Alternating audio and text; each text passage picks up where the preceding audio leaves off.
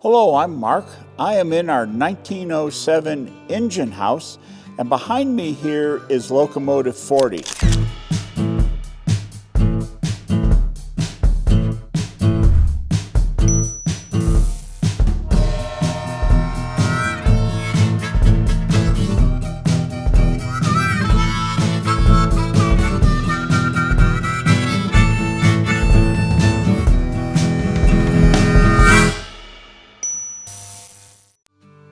Locomotive 40 was built specifically for the Nevada Northern Railway by the Baldwin Locomotive Company in July of 1910. She was only one of two locomotives that was actually purchased by the railroad from the Baldwin Locomotive Company, and she is the passenger locomotive. Her drivers are 69 inches in diameter. As a rule of thumb, the diameter of the driver equates to how fast the locomotive can go. So in theory, Locomotive 40 could do 69 miles an hour, but we have in the records that she went considerably faster than that. She could do 70, 75, 80, 85, and perhaps she hit the century mark, 100 miles an hour going up through Steptoe Valley. When the railroad shut down the passenger service in 1941, Locomotive 40 was saved because the Public Utilities Commission wasn't sure about these newfangled buses that were replacing Locomotive 40. So instead of being scrapped, Locomotive 40 was pushed into this engine house here where she sat from 1941 to 1956. In 1956, she was fired up to celebrate the 50th anniversary of the railroad. And she hauled about 6,000 people the weekend of September 29th, 1956, a short journey from here to downtown Ely and back again. After that trip, the railroad would allow rail fans to come here and they would run excursions for those fans. And 40 was the power. She ran in the 1960s and 1970s. And at the end of the railroad in 1983, she was still here but out of service. When the Nevada Northern Railway Foundation started in 1984, she was gifted from the Kennecott Copper Company to the Nevada Northern Railway Foundation and the city of Ely. After 3 years, Locomotive 40 operated once again in 1987, Memorial Day weekend, and it was a rousing success. On a steam locomotive, every 15 years, or 1,472 operating days, you have to do a boiler inspection. And we're in the process of doing that boiler inspection right now. And if you look, you can see that sheet of metal there. Looks like a giant piece of Swiss cheese. That is the front flue sheet. And all those holes, the smaller holes, have the flues or pipes that carry the heat and the smoke from the fire up to the front section here, which is called the smoke box. The larger holes are for the superheater tubes.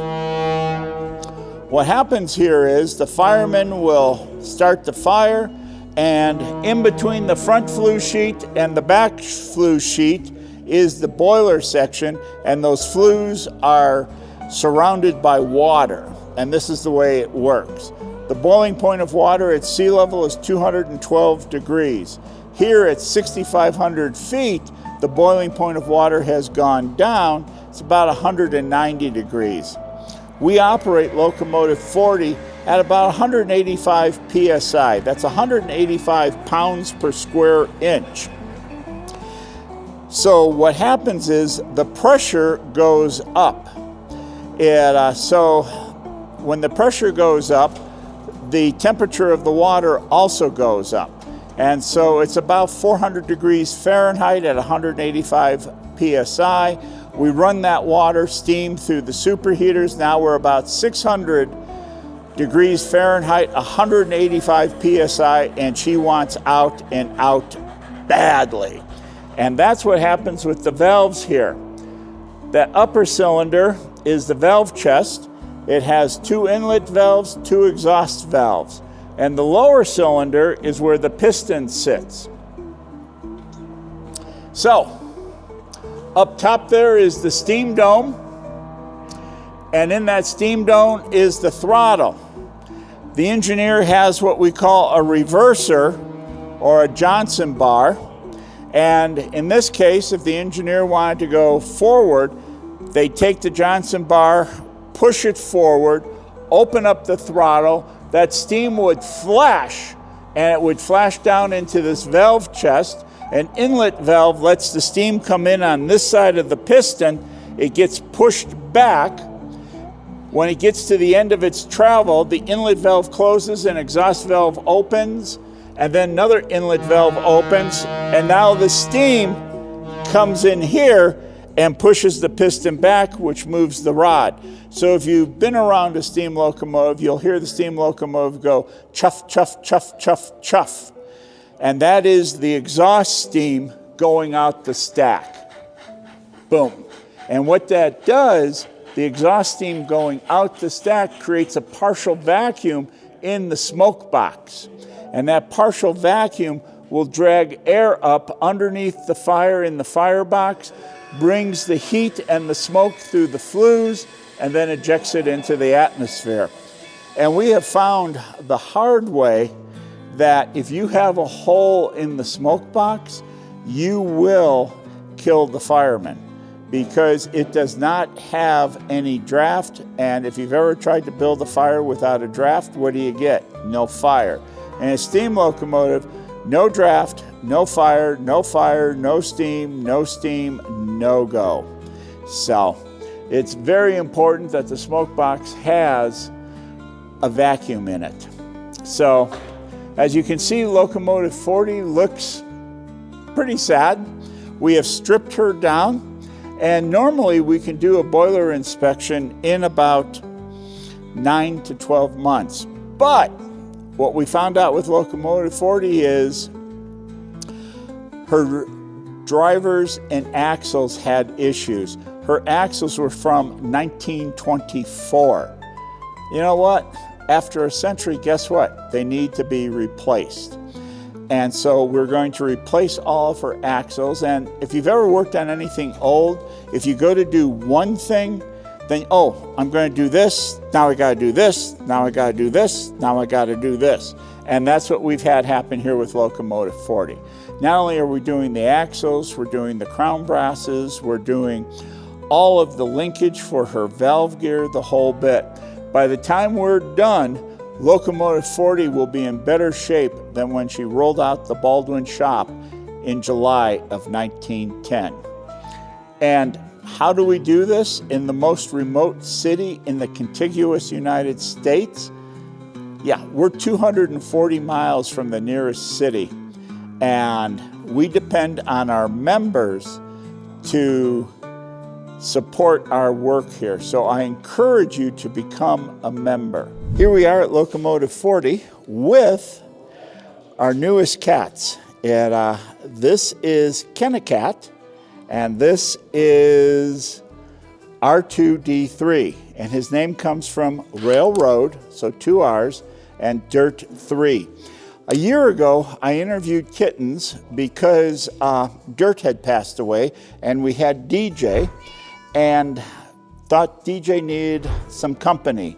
So we went, and I found that R2D3, who we've nicknamed Artie, looks strikingly like Dirt. And so what I did is we decided to adopt him.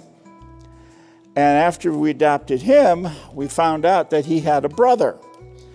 And so we decided to adopt the brother too. And they have the run of the machine shop and the engine house. And in celebration of them, we also have Kittytown Coffee. Right? Don't we, Artie? And Kittytown Coffee, you can purchase it either online or in our gift shop. And proceeds from the coffee help house and feed cats. And of course, it supports our job here of getting Locomotive 40 operating once again. So it's really a great partnership. So, in the most remote city in the contiguous United States, where the nearest city is 240 miles away, and when you leave town heading west, there's a big sign that says next gas 163 miles, and they mean that. So how do we raise funds to restore a locomotive built in 1910? We depend on our members and our donors. And I encourage you to become a member of the Nevada Northern Railway Foundation.